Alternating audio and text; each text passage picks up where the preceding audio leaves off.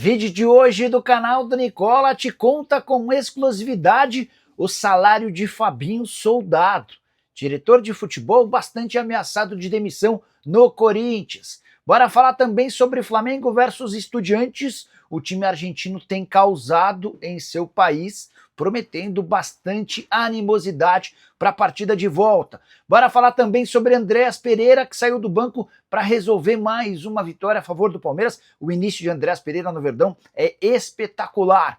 Falo também sobre dois nomes que têm sido debatidos no São Paulo, na reformulação pela qual vai passar as categorias de base. Para completar, John Arias não vingou, pelo menos até agora na Europa, tem a crise do Galo, Cruzeiro discutindo aumentos salariais e muito mais.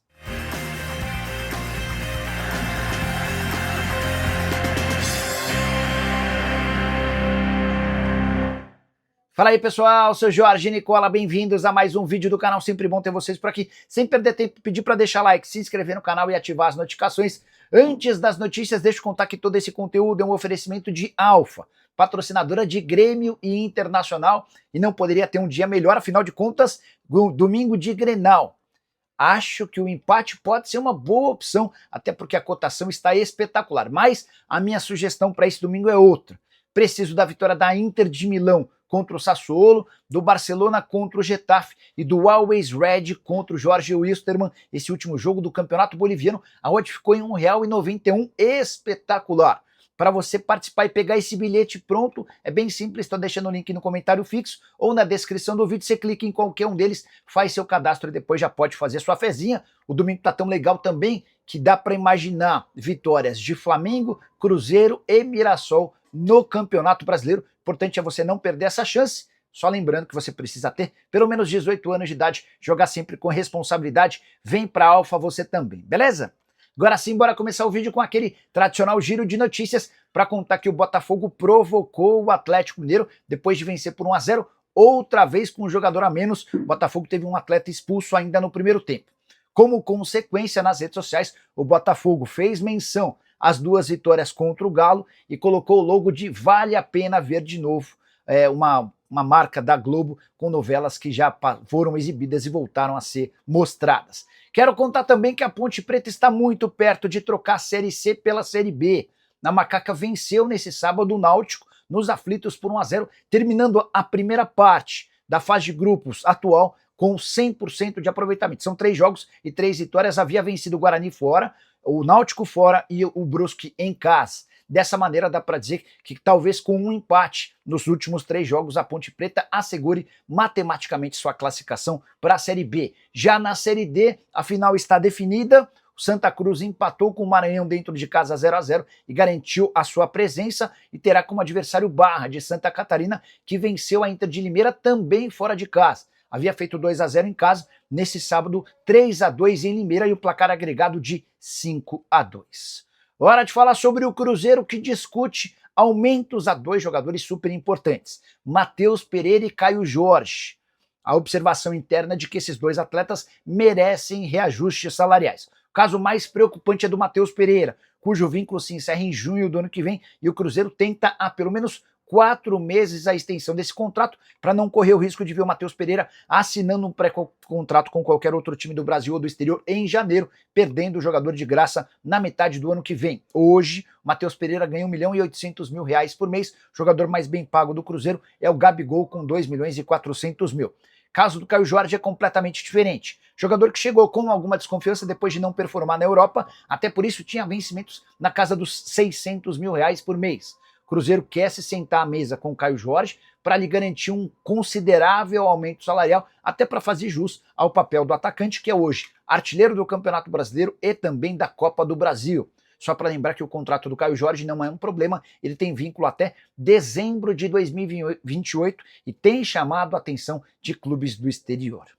Hora de falar sobre o Clube Atlético Mineiro Galo em crise.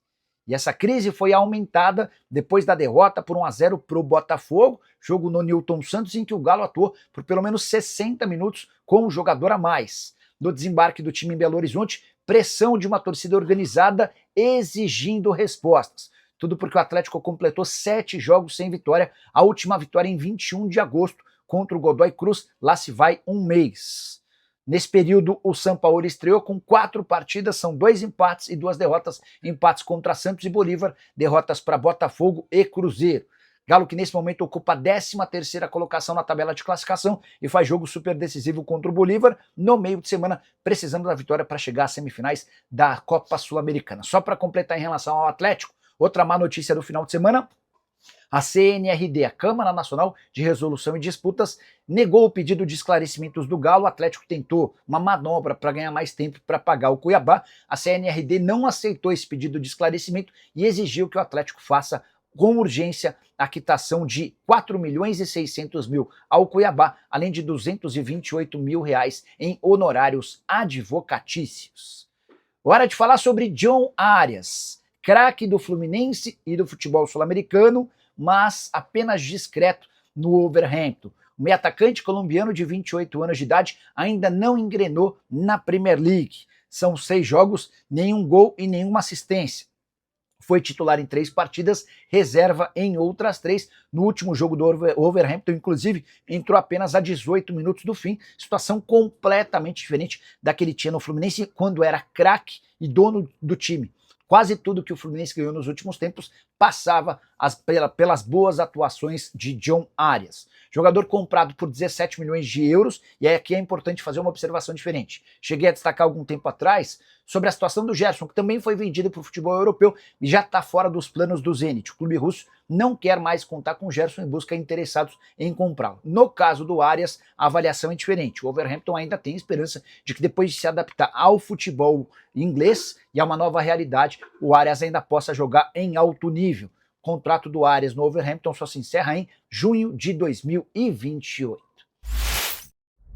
Informação exclusiva no São Paulo, o tricolor já começou a debater como profissionalizar as categorias de base. Cotia vai passar por uma enorme reformulação assim que o Conselho Deliberativo aprovar a criação de um fundo que vai captar até 350 milhões de reais. Júlio Casares, presidente do clube, tem se reunido com grupos de conselheiros para assegurar a aprovação em votação que vai acontecer muito em breve. Em paralelo a isso, uma equipe formada pelo São Paulo debate nomes que podem assumir as categorias de base do São Paulo. A ideia é profissionalizar absolutamente tudo e contar com os melhores do mercado. Queria citar 2 nomes que têm sido debatidos dentro do São Paulo com investidores. O pessoal da Galápagos participa dessa iniciativa, até porque vai ser responsável por um aporte inicial de 200 milhões de reais. Pois bem, Sandro Orlandelli, que hoje atua como diretor técnico do FC Dallas na Major League Soccer, é um nome que agrada bastante. Alguém com passagem por Internacional e também como chefe de scout do Manchester United e da CBF. Outro nome pretendido pelo São Paulo, Gustavo Grossi, argentino e responsável por uma transformação no River Plate. Você vai lembrar que o River na Série B do Campeonato Argentino acabou tendo como grandes protagonistas o Marcelo Gallardo como técnico e o Gustavo Grossi na formação das categorias de base do clube. Hoje o River é um dos times que mais revelam jogadores na América do Sul. O Grossi ainda passou pelo Internacional, também trabalhando com a base, e nesse momento atua na Federação Argentina de Futebol, cuidando do projeto de Copa do Mundo e também de formação de atletas. Então, Gustavo Grossi e Sandro Orlandelli hoje são os nomes mais cotados para assumirem as categorias de base do São Paulo, que promete revolucionar o futebol brasileiro. A ideia do São Paulo é, com dinheiro para contratar os melhores atletas sub-20 da América do Sul, se transformar numa potência ainda maior do que a do Palmeiras, que já garantiu mais de 2 bilhões de reais de vendas de atletas, somente com jogadores formados na base nos últimos 10 anos.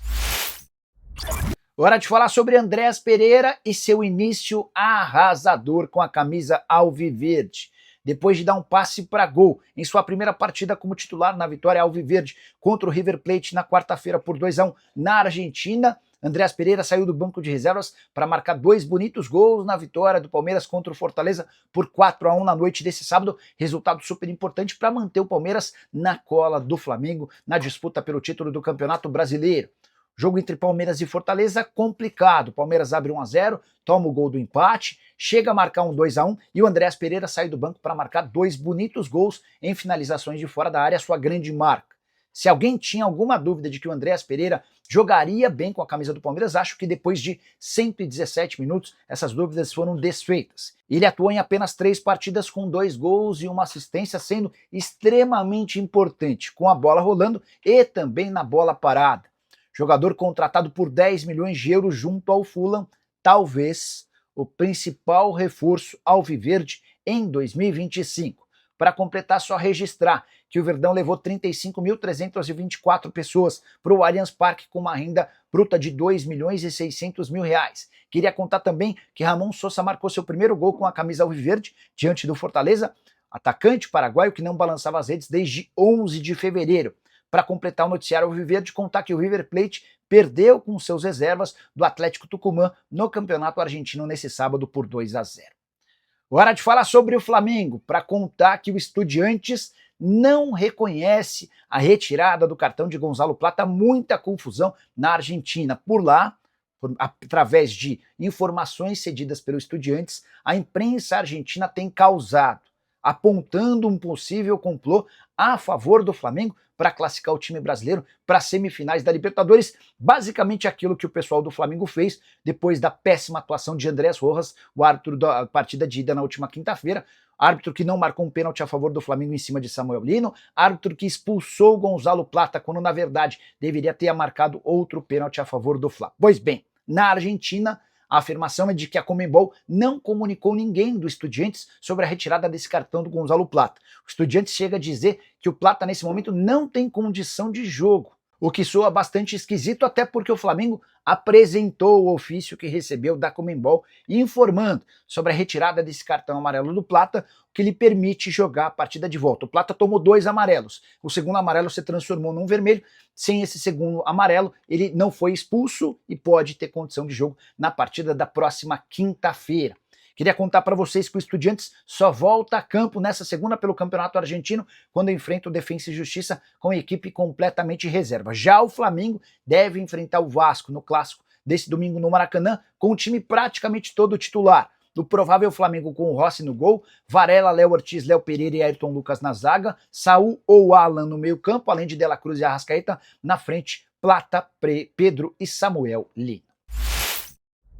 Informação exclusiva no Corinthians, Fabinho Soldado é dono de um dos maiores salários entre diretores executivos de futebol do Corinthians, algo que tem incomodado bastante a atual diretoria.